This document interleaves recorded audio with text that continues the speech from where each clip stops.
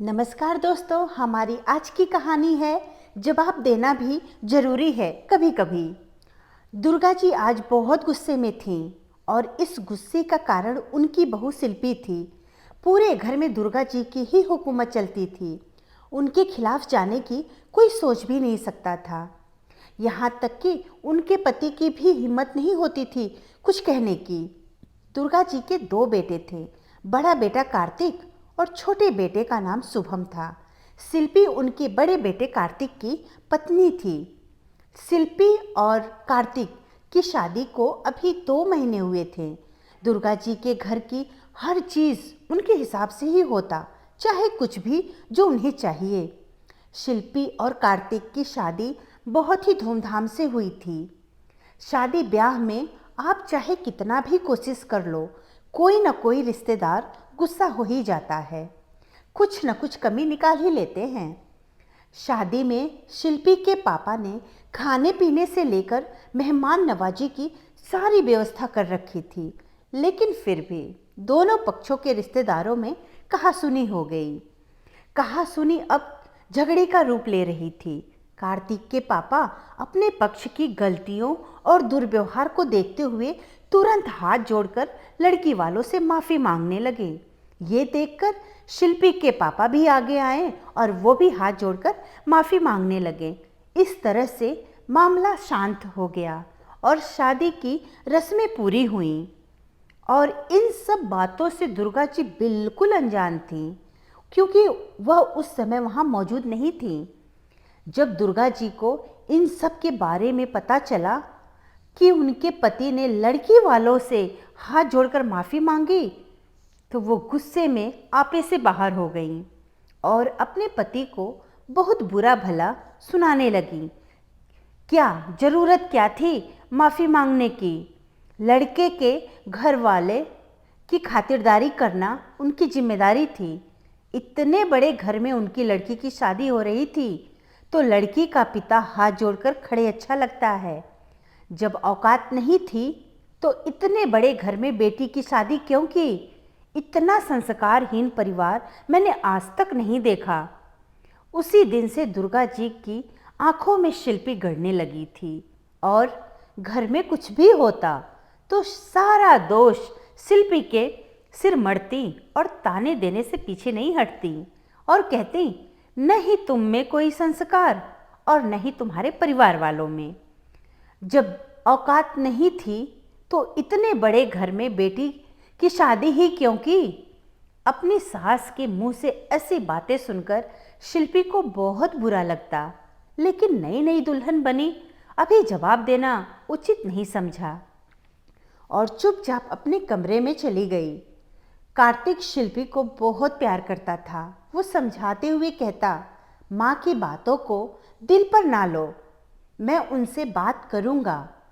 वहीं दूसरी तरफ शिल्पी के ससुर और देवर बहुत खुश थे शिल्पी के आने से। ससुर जी शिल्पी को बेटी की तरह मान देते।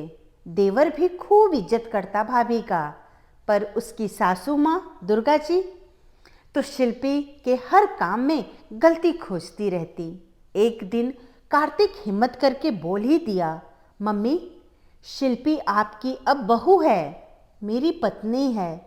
शादी ब्याह में जो कुछ भी हुआ उसमें सारी गलती हमारी तरफ से थी। उनके अरेंजमेंट में कोई कमी नहीं थी और वो बात भी बहुत पुरानी हो गई है। हर बात पर शिल्पी को ताने देना तो बिल्कुल गलत है। वो अब इस घर का हिस्सा है। कार्तिक से ऐसा सुनकर दुर्गा जी का पारा एकदम हाई हो गया और गुस्से में बोली, अभी शादी को कुछ महीने ही हुए हैं और तुम अपनी पत्नी की वकालत करने आ गए? एक बात कान खोल के सुन लो, इस घर में रहना है तो मेरे हिसाब से रहना पड़ेगा। और हाँ, तुम मेरे बाप बनने की कोशिश दोबारा मत करना। दुर्गा जी को समझाना मतलब दीवार पे सिर मारने के बराबर था।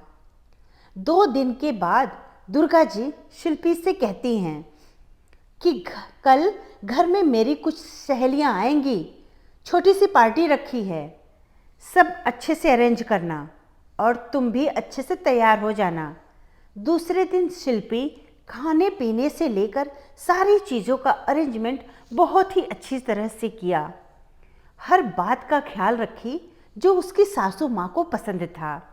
पार्टी शुरू हुई।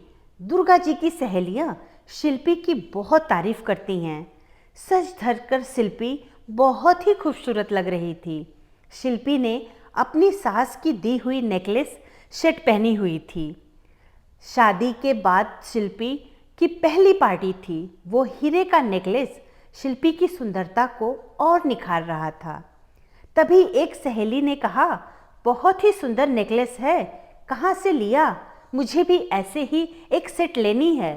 शिल्पी कुछ कहती उससे पहले ही दुर्गा जी बोली, ये नेकलेस मैंने ही दिए थे सगुन में मुँह दिखाई के तौर पर।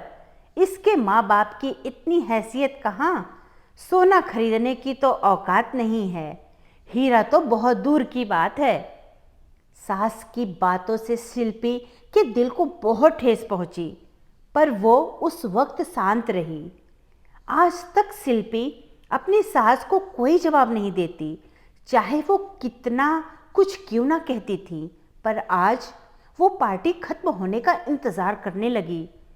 शिल्पी ने मन बना लिया था, आज चाहे जो भी हो जाए वो सास को उसकी ही भाषा में सबक सिखाएगी।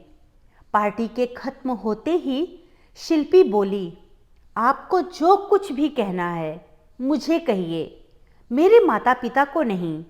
आप हर बात औकात की क्या बात करती हैं? उनकी औकात और संस्कार आपसे बहुत ज़्यादा है। आपके यही संस्कार हैं कि सबके सामने अपनी घर की बहू का तमाशा बनाना, उसकी बेइज्जती करना। मैं भी चाहती तो उस वक्त सबके सामने आपको बहुत कुछ कह सकती थी, पर मेरे ये संस्कार ही थे जो मैं चुप रही। आप संस्कार की बात करती हैं जो अपने ही पति की इज्जत नहीं करती, ना अपने बच्चों की भावनाओं की कद्र। और हाँ, ये जो मैं हिम्मत करके बोल पा रही हूँ, मेरे ससुराल के संस्कार हैं जो मुझे मेरी सासू माँ से मिले हैं। आज शिल्पी ने अपनी सास को उन्हीं की भाषा में समझा दिया और साथ ही साथ अपने दिल की भड़ास भी निकाल ली और आखिर में बोली, मम्मी जी, ये सब आपसे ही सीख रही हूँ। शिल्पी की बातों को सुनकर दुर्गा जी गुस्से में तमतमाते हुए अपनी कमरे की ओर चली गईं। शिल्पी का ये नया अवतार देखकर सभी चौंक जाते हैं। सबको एक साथ देखकर शिल्पी थोड़ी सहम जाती है और कहती है, आप लोग मुझे माफ़ कर दीजिए, लेकिन मैं अपने मम्मी पापा के खिलाफ कितना बर्दाश्त कर पाती, इसीलिए मुझे ना चाहते हुए भी बोलना पड़ा। इतना सुनकर ससुर जी बोले, कभी कभी जवाब देना भी ज़रूरी है। हर रिश्ते की मर्यादा होती है जिसे प्यार की डोर से बांधा जाता है, लेकिन दुर्गा को ये बातें कहाँ समझ में आए। उसे तो बस अपनी ही चलानी है, चाहे वो गलत हो या सही, जायज़ हो या नाजायज़। लेकिन मुझे उम्मीद है कि तुम्हारी बातों से दुर्गा में कोई बदलाव आए न आए, लेकिन तुम्हारे मम्मी पापा के खिलाफ वो अब कुछ नहीं बोलेगी। और यही कारण था जिससे दुर्गा जी शिल्पी से नाराज़ थी। धन्यवाद दोस्तों। कहानी अच्छी लगी तो लाइक और सब्सक्राइब ज़रूर करिएगा और अपने दोस्तों को शेयर करना भी ना भूलें।